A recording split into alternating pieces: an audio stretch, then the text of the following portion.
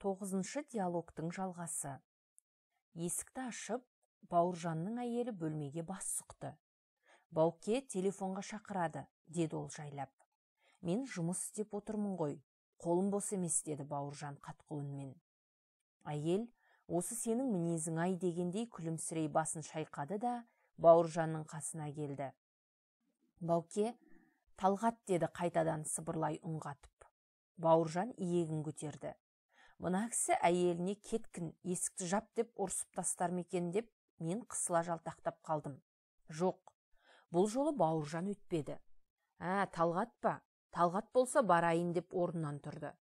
Кеңседе телефон шылдыраса, біреумен сөйлеп отырған сөзімізді ортасынан үзіп тастап, немесе жүріп жатқан жиналысты тоқтатып тастап, трубкаға ұмтыламыз.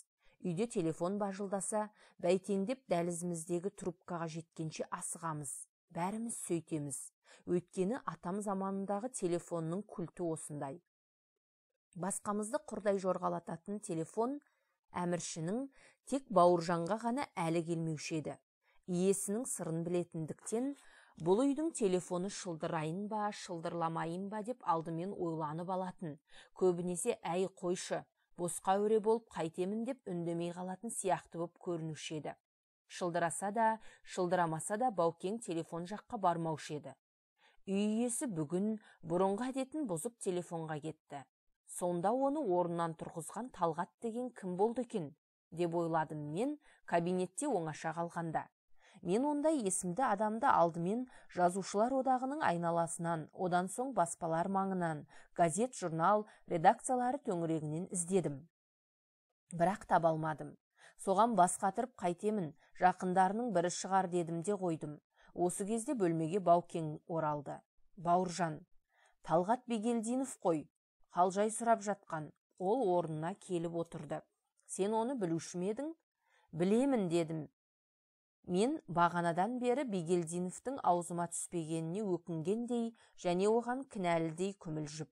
Күмілжитінім кешегі Ұлы Отан соғысында атағы айдай әлемге аян болған асыл азаматтың, Совет одағының батыр атағына 2 рет алған халқымыздың ең қаһарман ұлының есімін бүгінгі тыныштық күннің тоқтығына майсайрағандай боп, қапелімде қаперімнен шығарып алған пенделігіме қысылғаным еді.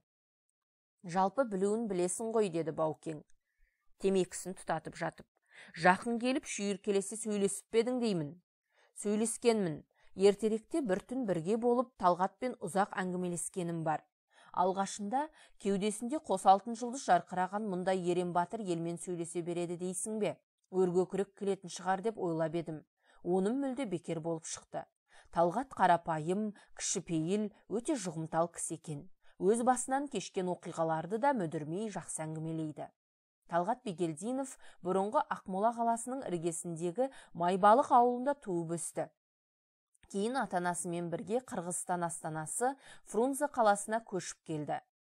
Қаршадайынан ұшқыш болуды армандады. Ол үшін алдымен аэроклубта оқу керек еді. Алғашында оны жасың 16-ға толмапты деп қайтарып жіберді. Талғат 16-ға толғанша асықты. 16-ға толған күні салып ұрып аэропорт бастығына тағы келді. Енді оған бойың аласы екен, ұшқыш болуға жарамайсың деді. Жараймын, деді ол ызаланып. Ұзындардан кем ұшқыш болмаймын, ағатай. Қайсар Талғат аэроклуб бастығының табалдырығын тоздырып, ағатайлап жүріп 8-ші класқа келгенде аэроклубқа алынды. Оны ойдағыдай бітірді. Самолетті өзі басқарып ұша алатын болды.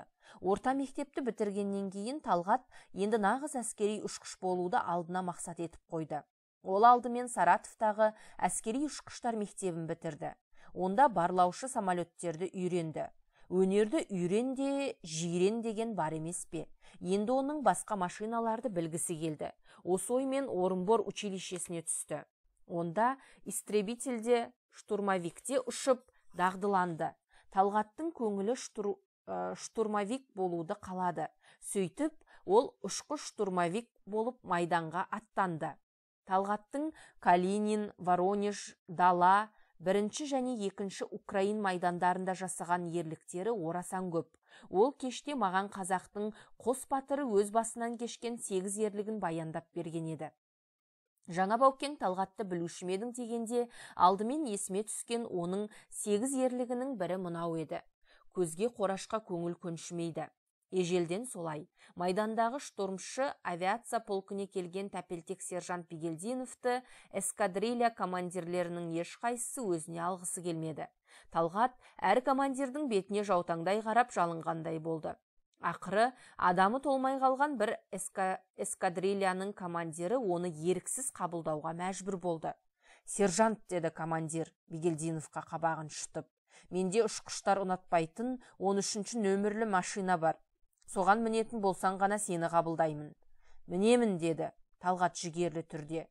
Ұшқыштар одан 13 саны шайтан дожынасы деп қашатын шығар.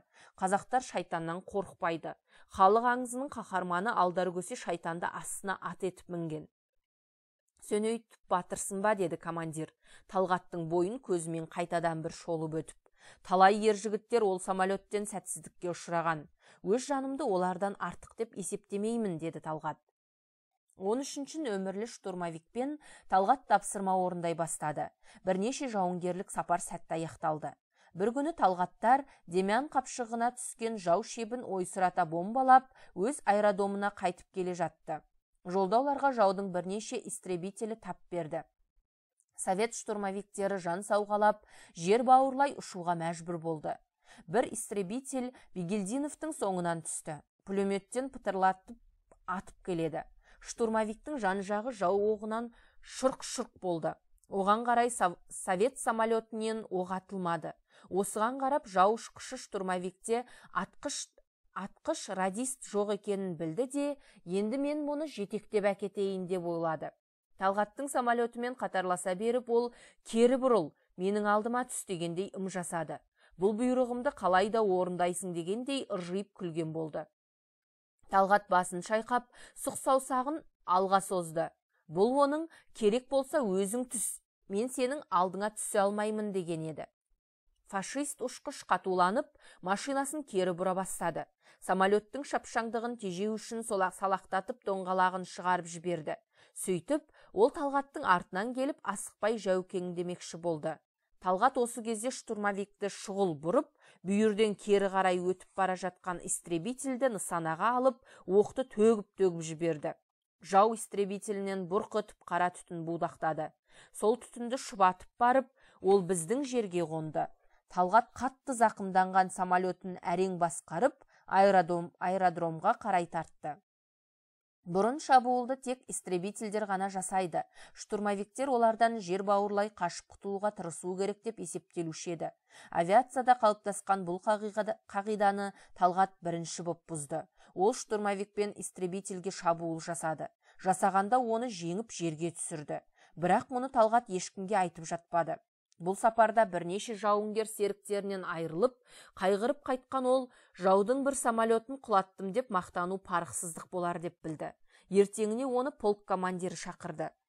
«Кеше-кешке 13-ші нөмірлі машинамен тапсырмадан қайтқан сіз бе?» «Мен», деді Талғат.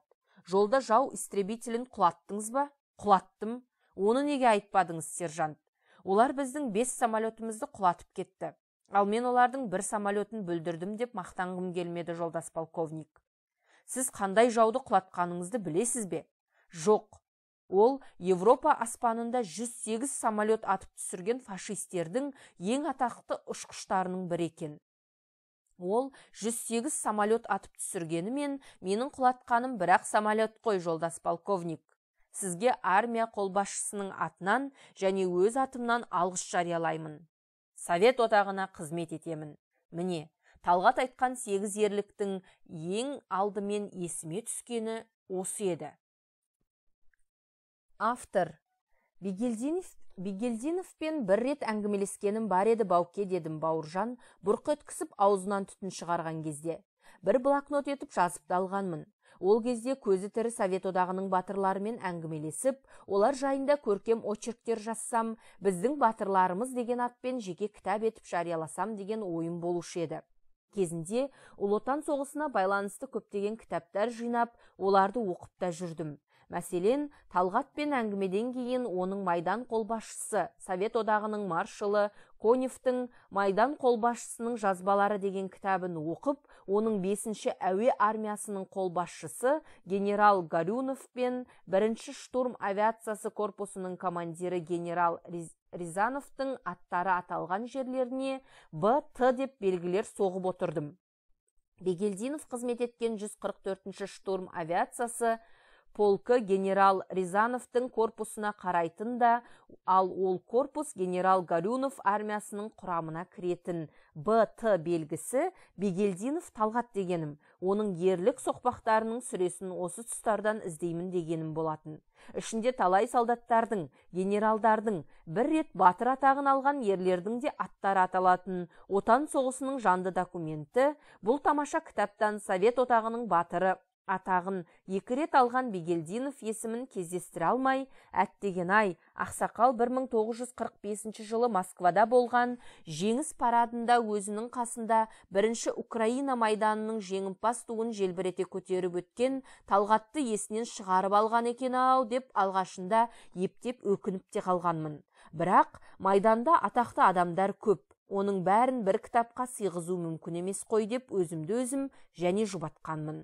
Бірақ мен тірі батырлармен тілдесіп жазсам деген ол кітапты жазбадым. Өйткені уақытында оның жөн екен деген ешкім болмады. Оның керісінше, әркімдер оларды іздеп әуре болып қайтесің, одан да ойдан алып роман жазбайсың ба десті.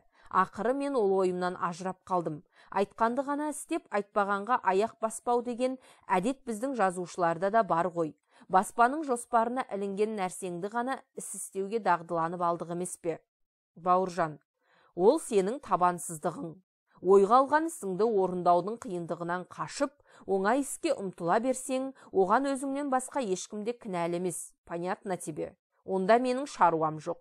Бұл сөзді бекер бастаған екенмін деп ойладым да, мен тезірек ол әңгімеден аулақ кетуге тырыстым. Автор: Талғат ең алғашында Калинин майданында болған екен.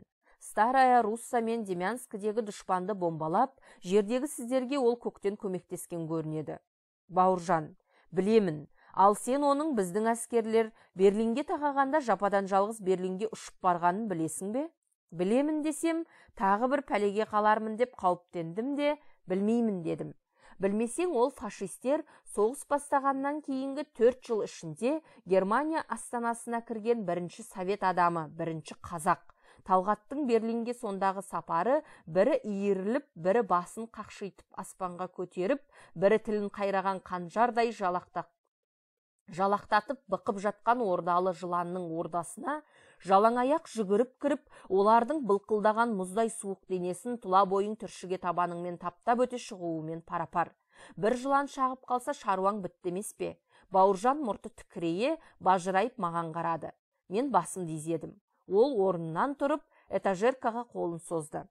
Білмесең, мына кітаптың мына жерін оқы қазір.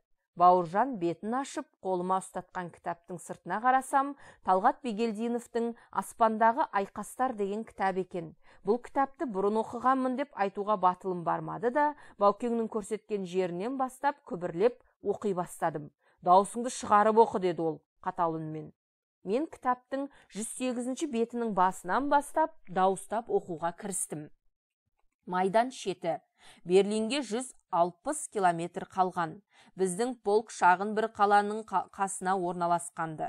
Гитлершілердің бекінісін бұзуға жер бетіндегі әскерлерімізге көмектесіп, біз шабуылға күн сайын ұшып тұрдық. Бірде таңертең полкке генерал Рязанов келе қалды. Кешікпей оған мені шақырды. Кіріп келіп баяндадым. Корпус командирі менімен амандасқан соң отыр деді. Планшетіңізді көрсетіңізші, деді генерал. Планшетімді ашып, картаны көрсеттім. Рязанов қарап отырды да, картаңыз жетпейді екен, деді.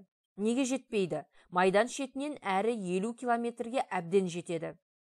Жетпей жүрер. Генерал маған барлай қарады да, полк штабының бастығы подполковник Ивановқа капитан Бегелдиновтың планшетін алыңыз да, тағы да бір парақ жапсырыңызшы, деді. Штаб бастығы бұл бұйрықты орындап болғанға дейін корпус командирі самолеттің жайын өз көңіл күйімді сұрастырды. Мұның не қажеті бар екен деп түсіне алмай отырмын. Сол екі арада планшетім қолыма тиді де, онда енді Берлиннің картасы пайда болғанын көрдім. Луккенвальда жағынан Берлинге барасыз, деді. Генерал әр сөзін сараптап, салмақтай сөйлеп. Қаланың батысында көпір бар, соны тексеріңіз. Одан әрі Потсдам, онда не болып жатқанын көргейсіз. Сонсоң үйге қайтыңыз. Ұшудың биіктігі 50-80 метрден аспасын. Міндет түсінікті ме? Міндет түсінікті еді. Мені ойға қалдырып отырған ұшудың өлшеулі биіктігі ғана. Барлауға сан рет шығып жүріп, биіктік туралы ешқашан сөз болған еместі. Әдетте жағдайға қарай өзім қалаған биіктікте ұша беретінмін. Енді болса, сізді биіктік жөніндегі нұсқау ғой, ойландырып отырған, деді менің көкейімді тани қойған генерал. Таңырқамай-ақ қойыңыз. Бұл жолғы сапарыңыз өте қиын болғалы тұрғандықтан ұшуыңызға ең қауіпсіз осы биіктік. Иә, бұл бір қиын сапар екені рас көрінеді. Жау ордасына жалғыз өзім 160 километр ұшып баруым керек. Және мұның өзі тапатал түсте. Берлинді зенитті артиллерия қызғыштай қорғап тұрғанын өзін жақсы білемін. Әрі түнде, әрі өте жоғары биіктікте ұшқан бомбардировщиктердің де аман қайтқандары кемде-кем. Рұқсат етсеңіз, бір өтінішім бар еді, дедім. Картаны жиып алған соң генералға қарап. Айтыңыз өтінішіңізді. Атқышсыз ұшуыма рұқсат етсеңіз. Неге? Атқышсыз ұшуыма рұқсат етсеңіз. Неге? Ұшу сапары өте қауіпті. Мен деп бөгеліп қалдым. Жолдасымның өміріне қатер төнбес екен дегендіктен айтып тұрмын. Мұндай көңілсіз ойлардың керегі не? Рязанов қасыма келіп, қолын иығыма артты. Бәрі ойдағыдай аяқталады. Командование барлаудың нәтижесін күтеді. Атқыш жөніне келсек, оны өз қалауыңыз білсін. Ал жолыңыз болсын, капитан. Илюшин міне әуеге көтеріліп те кетті. Төменде не көргенімді команда пунктіне түгел үздіксіз баяндап келемін. Луккенвальда артымда қалды. Берлинге дейін енді 20 километрден аспайды. Ойда жоқта тап алдымнан аэродром, онда самсап тұрған истребительдер көрдім. Мәссаған, дереу қырын бұрылдым да, газды аямай беріп қауіпті өңірден қаша жөнелдім. Ағашы селдір орманның арасымен бірге жерге тие жаздап, төмен біресе жоғары ұшып келемін. Аэродромнан аулақ кетейін деген жалғыз ғана ой бар басымда. Неміс истребительдерінің әуеге екеуі ғана көтерілсе болды, мені оп-оңай жоқ қылады. Сәті түсіп, әйтеуір аэродромдағылардың көздеріне шалынбай кеттім. Команда пунктіне едәуір мезет жауап бере алмадым да, ондағылардың мазасы кете бастапты. 13-ші неге үндемейсіз, 13-ші неге үндемейсіз деген үрейлі дауыс естіледі шлемофоннан.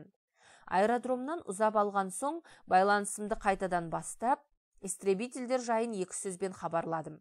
Сөйтсем, 1,5 сағаттан кейін біздің полктен 2 эскадрилья келіп, атака жасап, аэродром құртылыпты. Самолеттер сол тұрған орнында өртеліпті. Берлиннің шет аймақтары көрінеді. Бірнеше минут өткен соң орталық көшелер үстімен ұшып келемін. Төменде қаптаған адамдар, машиналар, скверлерде алаңдар мен сау тұрған үйлерде орнатулы жүздеген зениткалар. Иә, генералдың биіктік туралы айтқаны дұрыс екен. 500-600 метрге көтерілейінші. Зенитчиктердің қағып тастайтыны даусыз. Мұна қалпымда Илюшин зу етіп үстерінен өте шыққанша олардың мойындарын бұрып та үлгере алмайтындары анық. Міне, көпірге де келдім. Оның үстінен 4 қатар шұбап танктер, бронетранспортерлар, жаяу әскер тиеген автомашиналар өтіп барады. Мұны команда пунктіне хабарладым да, атака жасауға рұқсат алдым. Атака жасаушы болма, қой оны деген қатаң дауыс естілді. Шынында да, атака жасасам өзімнің мерт болуым мүмкін еді. Жаяу әскерлер сасқалақтамай қимылдады дегенше, самолетті мылтықтың өзімен-ақ атып түсіре алады. Өзің осындай барлауда жүргенде, ондай тәуекелге бару орынсыз болар еді. Бұрылып алдым да Потсдамға тарттым. Менің келу сапарым немістерге ойыншық көрінбеген болу керек. Потсдам шетіне жете бергенде алдымнан құлшына атқылаған зениткалардың кәріне тап болдым. Жалт бұрылып екінші жағынан енуіме тура келді. Зениткалар мұнда да көрсілдете қоя берді. Сонда мен үйге құралаған қайтпақшымын ба? Жоқ, мен бұнда тектен-текке ұшып келгемін жоқ. Сәл жоғары көтерілдім де, артиллерия шебіне шүйіле құлдырап кеткен бойда бомбалар тастап, зеңбірек пен пулеметтен оқ жаудырдым. Батареяның үні өшті. Сол саңылаудан өте ұшып, Потсдам үстін бір айналып, артиллерия шептерін фотосуретке түсірдім де, зениткаларға қайтадан атака жасап, арыздасып қоштасып жатқан Гитлер Германиясы астанасының төңірегінен сытылып шыға бердім. Енді үйге қайтуыма болады. Берлинге қарап ұшқандағы ізіммен оралып келемін. Тек аэродромды алыстан орағытып өттім. Оны біздің жігіттердің тып-типыл еткенінен хабарым жоқ қой менің. Майдан шетінен өттім. Енді көкіректі кере демалуға да болады. Орындығымның арқалығына шалқая кетіп, бір секундтай көзімді жұмдым. Сонсоң сағатқа қарадым да, өз көзіме өзім сенбедім. Барлау сапары көп болса 20-25 минутқа ғана созылған секілдеді. Әуеде мен ұшып жүргелі бақандай 2 сағат болыпты. Аэродромға келіп жерге қонуым сол екен, достарымның 10 шақтысы жапырласа жүгіріп келіп, мені кабинадан суырып алды. Ұшқыштар, механиктер, атқыштар мені аспанға лақтырып жүр. Әлдене күйге ұшырайды деп достарымның зәре құты қалмаған екен.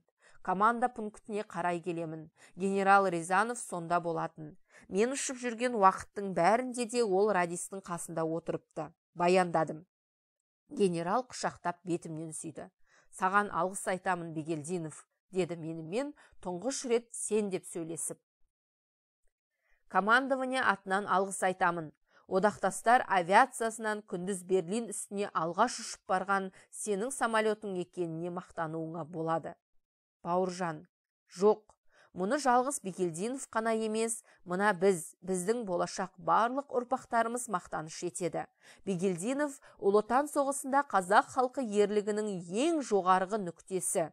Еріне қарап, елін тасына қарап, тауын таны, деген. Біздің еліміздің ерлігін ерекше танытқан халқымыздың ардагер ұлы ол. Совет одағында ұлдары 2 рет ер атағын алған ұлт көп емес. Біз сол аздың біріміз. Сенбесең, жан жағыңдағы көршілес республикаларға көз салып саусағыңмен санап көр. Ендеше, ол біздің ұлттық мақтанышымыз. Әскери әуе академиясын қазақтан тұңғыш бітірген сұңқарымыз да сол. Мен саған 207 рет ұрысқа кірдім дедім. Бірақ мен неше рет ұрысқа кірсем де, табанымды тіреп жерде жүрмін ғой. Жердің адамға әр бұтасы болсады. Жер қассаң қорғаның болып және шыға келеді. Ал Талғат 320 рет әуе жорығына шығып, 500 сағаттай аспанда болған. Сол сапарлар кезінде жаудың орасан көп танк автомашиналарын бомбалап құртып, жүздеген жаяу әскерлерінің күлін көкке ұшырған. Жау самолетін жәукемдеу штурмовиктердің шаруасы емес, истребительдердің сыбағасы. Ал Талғат штурмовикпен жүріп, жаудың 7 самолетін және жер жастандырды. Ал аспанда болған сол 500 сағаттың әр секунды компастың тіліндей қалтылдап, өлім мен өмір сызығының екі шетін кезек жанап, безек қақты емес пе? Сонымен бірге ол 2 рет оқ тиіп өртенген самолеттен жерге қарғыды. Бірінде 15 күн бойы жау жайлаған жерде аш жүріп, ағаш кеміріп, аяқтан әл кеткенде 4 тағандап ілгері ұмтылып, ерлікпен өз полкіне келіп қосылды. Қоршауда қалған батальон мен жалғыз кісінің арасы жермен көктей. Көптің аты көп, біріне бірі сүйеу, демеу, күш-қуат қой. Жалғыз адамның жағдайы басқаша. Олай болса, нағыз ер деп, ердің де ері деп сол Талғаттарды айтуымыз керек. Кеше соғыстан бұрын, егер соғыс болса, егер жау қаптаса деп ән айтушы едік қой. Сол сияқты жаман айтпай жақсы жоқ дегендей, ертең отанға қауіп төнсе, лек-легімен жауға аттанған қазақтардың ерлік тұсына есімі ұран болып жазылатын ерлердің бірі Бигелдинов. Ендеше, ондай ерді құрметтей білуіміз керек. Бүгінгі батырды қадірлеу, ертеңгі ұрпақтың ұранын ардақтау. Понятно тебе деп, Бауыржан зірк етіп сөзін аяқтады. Бауыржанның әйелі тағы да есік ашып ішке кірді. Біздің әңгімемізге бөгет болғысы келмегендей, аяғының ұшымен басып келді де, Баукеңнің қасына бір буда газет әкеп тастап қайтадан шығып кетті. Тегі бүгінгі почта болуы керек. Ең үстінде жатқан Правдаға көзім түсті де, Баукеңнің Правда редакциясында болып, жарты сағат сөз сөйлегені есіме түсті. Бірде біздің жазушыларымыздың бірі Латвиядан қайтып келе жатып, Москваға соғады. Бухарест қонақ үйінен орын таба алмай тұрған, оған сонда жатқан Момышұлы кездеседі. Жеңгең ауруханада еді. Қысылып тұрсаң, менің нөміріме жайғасып, оның орнына жат, дейді Баукең. Бұл февральдың орта тұсы болса керек. Жазушы Бауыржанның қасында 10 шақты күн жатып, одан көп әңгімелер естиді. 22 февраль күні таңертең телефон шылдырайды. Баукеңнің қасындағы қоңсы жазушы трубканы көтерсе, бұл Правда редакциясынан ғой, бізге Момышұлы жолдас керек еді деп, ар жақтан жұмсақ үнді ер адам үн қатады. Ол трубканы Бауыржанға береді. Баукең трубканы алып тыңдап тұрады да, қашан, қай сағатқа, қанша минутқа деген 2-3 сұрақ қояды да, правдашылар үшін оны істеуге болады, паша, деп трубканы жабады. Ертелетіп телефон соққан адам Жамбылдың бұрынғы аудармашысы, 8-ші гвардиялық дивизияның Отан үшін газетінің алғашқы редакторы, ол кездегі Правда газетінің қызметкері Павел Кузнецов екен. Правдистер ертең 23 февральда Момышұлы бізге келіп жарты сағат әңгіме айтып берсе екен деп өтініпті. Сағат 1-де 600 адам Правданың актовый залында күтіп отырмақ екен. Бірге таман көлік жібереміз депті. Содан кейін Бауыржай іштей толғанып ойланумен болады. Көршісімен арадағы бұрынғы әңгіменің бәрі қалады.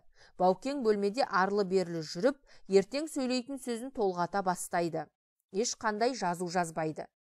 Ертеңінде сағат 12:30-да Баукең атақты қара көбелек галстугін тағып, штырадай боп киінеді. Сөйтеді де бірге 10 минут қалғанда бөлмеден шығып кетеді. Біраз уақыттан кейін Бауыржан қайтадан бөлмеге келіп шешіне бастайды. Қоңсысы жазушы сағатына қарап, бірден 40 минут кетіпті. Тегі көлік келмеген болар. Баукең содан соң қырсығып қайтып келген шығар деп ойлайды да, Бауке, Правдаға бардыңыз ба, бармадыңыз ба деп сұрайды. Бардым. Кездесу болмады ма? Болды. Тез бітті ғой. Правдашылар деген тәртіпті халық қой. Мен барсам, актовый зал лық толып отыр екен. Москва түбіндегі қорғаныс ұрыстары және оның Ұлы Отан соғысы тарихында алатын орны деген тақырыпта 20 минут сөз сөйледім. Правдашылар менің сөзімді бөліп, 3 рет қол шапалақтады. Менің сөзімнен кейін сіздің ордендеріңіз көп дейді ғой, оның бәрін қай жерге тағасыз деген сұрақ қойылды. Мен оған отан берген, халық сыйлаған наградаларым өте көп. Оларды басқа да совет қолбасшылары сияқты кетелімнің 2 төңірегіне қадаймын. Сыймағандарын арқама тағамын, алқа етіп мойныма асып аламын деп жауап бердім. Жұрт ду күліп тағы да қол соқты. Автор: осы оқиға рас па, Бауке? Бауыржан: деп алдымен сәл ыңылдап алды. Рас. Бірақ онда 2 сұрақ қойылған болатын. Автор: екіншісі қандай? Бауыржан: бірінші сұраққа көбірек жауап беруге тура келді. Бір журналист әйел Панфиловтың аузынан шыққан қандай қанатты сөздерді білесіз және оның қандай жағдайда шығарылғанын айта аласыз ба? Деді. Мен оған Панфилов өте дана адам еді. Ол кісінің аузынан шыққан нақыл сөздер орасан көп. Сізге мен соның қапелімде есіме түскендерін ғана айтайын деп, 1-2 деп нөмірлеп мына сөздерді айтып бердім. Дүние толастамай, мен шинелімді шешпеймін. Болашақ ұрпақтың өмірі мен өнері, бақыты мен байлығы осы сұр шинелдің ішінде. Бұл генерал-майор Панфиловтың 1941 жылы августта дивизиясын майданға бастап шығып бара жатқанда Алматы вокзалының перронында тұрып айтқаны. Екінші, байыптап істелген батылдық әскери таланттың туысы. Бұл артполктың командирі полковник Кургановтың бір батыл ісіне сүйсініп айтқан сөзі. Үшінші, кішкентай табыс үлкен жеңіске үміттендіреді. Ол солдаттың жауды жасқауға және жаныштауға деген сезімін тудырады. Бұл дивизия ең алғаш Крестцы деревнясы маңында бекініс жасағанда жау тылына барлаушылар жіберіп, оларды жауға жанастырып, үйрету жөнінде полк командирі полковник Шехтманға берген кеңесі. 4. Шеп құрдың, шатыр тіктің, шатырыңды жел ұшырып кетпеу үшін қазығыңды мықтап қақ. Бұл дивизия 1941 жылы 7 октябрьде Волоколамск түбінде тосқауылға тұрған кезде айтқаны. 5. Фашистер жегенді, одан соң ішкенді жақсы көреді. Ендеше, анау консерв гранатты танкінің табанына жемге беріңдер де, ал өртенгіш сұйық затты сусынға ұсыныңдар. Шақырылмаған қонаққа бұдан артық сыйлық болмайды. Жақсы солдат жан сауғаламайды. Ол ақылмен, айламен, ынтамен соғысады. Фашист болат қораптың ішінде ғана батыр. Сыртындағы қабығын сыдырып тастасаң, сарүрпек балапанның өзі болады да қалады. Содан соң танкіні табаға айналдырып, оларды шыжылтып шығару сендердің қолдарыңда. Бұл генерал Панфиловтың Москва түбінде дұшпанды қарсалар алдында жау танкіне тоқпақ граната мен жанғыш затты қалай лақтыруды өз қолымен көрсетіп, алғы шептегі жауынгерлерге айтқан ақылы. Нөмірі 6. Мергенге қырағы көзбен қоса, қыңқ етпес төзім керек. Көз көреді, төзім жеңеді. Бұл дивизияның атақты мергені Төлеуғали Әбдіковке берген кеңесі. Генерал Панфиловтан ақыл алған бұл батыр қазақ 397 фашистің көзін жойып, 1944 жылы 22 февральда ұрыс даласында ерлікпен қаза тапты. Оның ТВ-2916 нөмірлі мергендік винтовкасы қазір Қазақстанның орталық музейінде сақтаулы тұр. Нөмірі 7. Әскери карта, ардақты документ. Ол тарихтың, ұлы шайқастар тарихының тамшысы. Карта мыңдаған адамдардың өмірі мен өлімінің өмірбаяны. Шешен шежіресі. Бұл Волоколамск қорғаныс шебінде тұрған кезде генералдың картасын абайсызда жыртып алған штаб бастығының көмекшісі Колокольниковке ренжіп айтқан сөзі. 8. Беліне байлаған кателогы жоқ солдатты қарусыз солдат деп есептеу керек. Бір жолы генерал кухнядан жапырлай ас ішіп жатқан солдаттардың қасына келді. Олардың біреуі ас ішсе, екіншісі жолдасының кателогына телміріп қарап отырғанын көреді.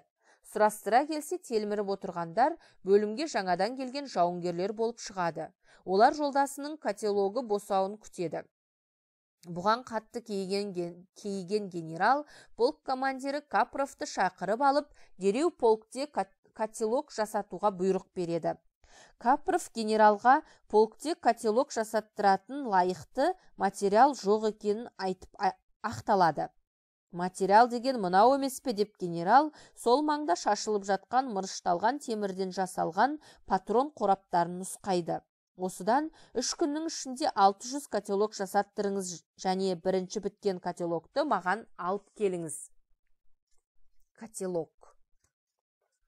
Полковник Капров бұл бұйрықты орындап, жасатқан кателогтарының біреуін генералға алып барып көрсетеді. Генерал кателогтың ішіне ыстық су құйдырып, сақылдатып қайнаттырады да оны төктіріп тастайды. Содан кейін таза су қайнаттырып, оған өз қолымен шәй салып, Капров екеуі сол кателогтан шәй ішеді. Жоғарыдағы сөзді генерал сонда айтады. 9. Төзімділік солдаттың төтенше қаруы. 10. Сен менің қызымсың, ал солдаттар ұлым. Әр солдатты ағаңдай көріп, оларды ажалдан арашалай біл, Валюша. Бұл екі сөз генералдың медсанбатта медсестра боп қызмет істеп жүрген өз қызы Валентина Ивановнаға ұрыс арасында бір кездескенде айтқан өсиеті. 11. Солдатты сыбап боқтай беру сардарлықтың белгісі емес. Солдат сыйлаған сардар ғана қадірлі командир. Бұл генералдың Афанасьев деген майорға ренжіп айтқаны. 12. Ауыр ұрыс кезінде полктерде болғым келеді. Ауырып жатқан баланы әкесі маңдайынан сипаса, ол едәуір әлденіп қалады. Ал ұрыстағы солдат аурумен емес, ажалмен айқасады. Командирі қасында болса, солдат ешқашанда ажалға әл бермейді. Бұл генералдың Волоколамск ұрыстары кезінде алғы шептегі бөлімдердің бірінде комиссар Мұхамедияровқа айтқан сыры. 13. Біздің дивизияның жауынгерлері тоңса, жау танктерін өртеп, соның отына жылынады. От өшіп бара жатса, олар тамыздыққа тағы да танк әкеп салады. Бұл генералдың Дубосекова оқиғасынан кейін аязды күні қолын отқа жылытып отырып, дивизия комиссары Егоровқа айтқан сөзі. 14. Немістер біздің дивизияны тағы дивизия деп атайтын көрінеді. Ол біздің адамдарымыздың тағылығынан емес, олардың тағыларды таяқтай білетіндігінен болса керек. Бұл генералдың өз қызы Валентина Панфиловамен ең соңғы кезде айтқан әңгімесінен. 15. Жауға жақын тұрсаң, оның жанын шығарасың. Алысқа көз жеткенмен қол жетпейді. Жауды көз көргенімен қол ғана тұншықтыра алады. Ендеше, командир мен штаб бастығы артта емес, алда ұрыстың ұрымтал жерінде отыру керек. Сонда ғана көз жеткенге қол да жететін болады. Бұл генералдың дивизия штабының бастығы полковник Серебриковқа штабты жау оғының астында тұрған Гусинева селосынан кейін көшіру туралы ұсынысына айтқан жауабы. 16. Гвардияшы болу қиын іс. Совет гвардияшылары қиындықтың бәрінде жеңеді. Жеңіске жол ашады. Жеңісті қолымен жасайды. Совет гвардиясы атағын алу, совет гвардияшыларын басқару аса зор абырой. Бұл 1941 жылы 18 ноябрьде Правданың әскери тілшісі Михаил Калашников генералдың Гусиновадағы штабын іздеп келіп, Правда газетінің 316 дивизияға 8 гвардиялық дивизия атағы берілгені және оның жауынгерлік Қызыл Ту орденімен наградталғаны туралы указ басылған нөмірін әкеп бергенде айтқаны. 17. Өлді деген осы. Бұл генерал Панфиловтың өлер алдындағы соңғы сөзі. Иван Васильевич 41 жылы 18 ноябрьде Гусинова селосында оққа ұшты. Бірақ ол өмірін немістерге арзанға берген жоқ. Панфиловтың көзінің тірі кезінде оның дивизиясы жаудың 30 000 солдатын өлтіріп, 170 танкын өртеген болатын. Генерал Панфиловтың жаудан ала жатқан жастығы міне осындай болатын. Осы кезде залдағы журналистер тағы да қол соқты. Қол соғу тоқталғаннан кейін мен былай деп сөзімді аяқтадым. Генерал Панфиловтың бұл ақыл-нақыл сөздері біздің дивизияның тарихы. Әңгімемнің соңында менің сіздерге ол кісінің тағы бір сөзін айтқым келіп тұр. Бірде Панфилов Санбаттың аспазы Сергеев деген солдатқа былай деген еді. Аш солдатты масада сүзіп құлатып кетеді. Адамдарды аш қылмай, уақытында ауқаттандыру аспаздың ең ұлы ерлігі. Генерал айтқандай, маса сүзіп құлатып кетпеу үшін менің сіздерді түскі тамаққа босатқым келіп тұр. Тыңдағандарыңызға рахмет. Жұрт тағы да күліп, қол соғып жатты. Мен алғашында правдашыларға таныстырып, сөз берген Павел Кузнецов журналистер атынан рахмет айтты. Мен ешқайда бұрылмастан редакциядан шықтым да, есік алдында әзір тұрған машинаға мініп, қонақ үйге келдім. Автор: генералдың өзіңіз тікелей естіген ғибрат сөздерінен айтпаған екенсіз ғой. Бауыржан, генералдың біздің батальонның окоптарын аралағандағы бір сөзін айтайын деп едім, айтпадым. Өйткені правдашыларды да аяу керек қой. Оларға түскі демалысқа берілгені 1 сағат қана уақыт. Оның жартысын мен жеп қойдым. Автор: біздің батальон Лама өзенінің жағасында тұрған кезде генерал келіп, шебімізді, бекініс орындарымызды өз көзімен көріп қайтты. Ұзын ордың ішінде біреулер темекі тартып, біреулер хат жазып, енді біреулер мылтықтарын тазалап отыр екен. Генерал келгенде бәрі де орындарынан ұшып тұрды. Бір жауынгер мылтығын тазалап болып, енді ғана затворын орнына салғалы жатыр екен. Генералды көргенде сасқалақтап қалған ол орнынан тұра бергенде затворын қолынан түсіріп алды. «Қалдарыңыз қалай, балаларым?» деді генерал. Жігіттермен сәлемдескеннен кейін. «Жауды қарсы алуға әзірсіздер ме?» «Әзірміз, дайынбыз, жолдас генерал». Генерал жаңағы затворын жерге түсіріп алған жауынгердің жанына келді. «Сіз генералды көргенде сонша сасқалақтадыңыз, ал жау көп қалғанда қайтесіз?» деді ол жауынгерге жұмсақ үнмен. «Сасқалақтағаным, генералды сыйласам, жаудан жасқанбағаным ғой, жолдас генерал», деп жауап берді солдат.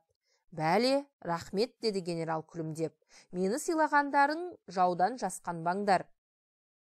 «Жасқанбаймыз, жасқануды қойдық қой, жолдас генерал», десті жауынгерлер жамырай үн қатып. Генерал жаңағы жауынгерге қайта бұрылды. «Мынау қолыңыздағының аты не, жолдас жауынгер?» деді генерал. Алдымен солдаттың қолындағы винтовканы, одан соң затворды алып орнына салып жатып. «Винтовка, жолдас генерал. Сіздің солай жауап беретініңізді біліп едім», деді. Генерал мылтықтың тұмсығын жоғары көтере, мушканы сығалай көздеп жатып. Содан кейін шаппаны шырт еткізе саусағымен тартып қалды. «Винтовка деген не?» «Қару, жолдас генерал. Бұл тек қару ғана емес, сіздің тағдырыңыз, жолдас жауынгер. Сіз мұны күтіп ұстасаңыз, мен сіздің винтовкаңыз таза емес деп тұрғамын жоқ. Тілін ұқсаңыз, қай бөлшегі қай жерінде болатынын, қалай көздесеңіз оқты дұшпанның қай жеріне тигізетініңізді бес саусағыңыздай білсеңіз, жауды жеңесіз, мұратыңызға жетесіз. Ал оны білмесеңіз, мынандай тамаша қаруды дұрыстап қолдана алмасаңыз, онда фашист сізді өлтіреді. Тағдыр деген сол. Винтовка солдаттың тағдыр қосқан жары деген нақыл бар. Үйде әйеліңіз бар ма еді?» «Жоқ, жолдас генерал, әлі үйленгенім жоқ». «Үйленесіз», деді генерал оған сенімді түрде. «Сізді болашақ жарыңызбен жалғастыратын осы винтовка, балам. Міне тағдыр деген осы». «Енді ұқтыңыз ба?» деп генерал солдаттың винтовкасын қайтарып берді. «Ұқтым, жолдас генерал», деп солдат күлім қақты. Түсінікті болса, мені тойыңызға шақырасыз ба?» деді генерал жауынгерге қайтадан мойын бұрып. «Шақырамын, жолдас генерал». «Онда аты жөніңіз кім? Қай жерденсіз?» «Қызыләскер Темірхан Уашев, Жамбыл облысының Қордай ауданынанмын, жолдас генерал». «Темірхан ба, Тамерлан ба?» деді генерал көзін сығырайта күлімсіреп. «Темірхан, жолдас генерал». «Солай ма?» деді генерал ерніндегі күлкісін жиып. Сәл иегін көтере түсіп, байсалды үнмен. Генералдың әлде бір әзіл айтқысы кеп, ол ойын үзіп тастаған тәрізденді. «Онда былай уәделесейік, Темірхан. Сіздің Қордай ауданының орталығы Георгиевка мен біздің Фрунзенің арасы бір-ақ аттам жер. Сіз жеңіспен елге қайтып, ата-анаңыз келін түсіргенде мені тойға шақыратын болыңыз. Ал мен міндетті түрде келемін. Сонда сіздің тойыңыз Чеховтың әңгімесіндегідей генерал қатысқан той болады. Келістік қой осыған», деп генерал солдатқа қолын ұсынды. «Құп, жолдас генерал», деп солдат мылтығын шапшаң иығына іле салып, генералдың алақанын қос қолымен алып ілтипатпен қысты. «Жолдас Момышұлы», деді одан соң генерал маған қарай бұрылып. «Енді маған танкпен қалай күресетіндеріңізді көрсетіңіз». Осылай деп генерал ілгері қозғалды. Өзіне құрмет көрсетіп, тартқан сымдай тік тұрған жауынгерлерге басын изеп, «Ал балаларым, мықты болыңдар», деді. Автор: әңгімеңізге рахмет, Бауке. Бауыржан. Саған да.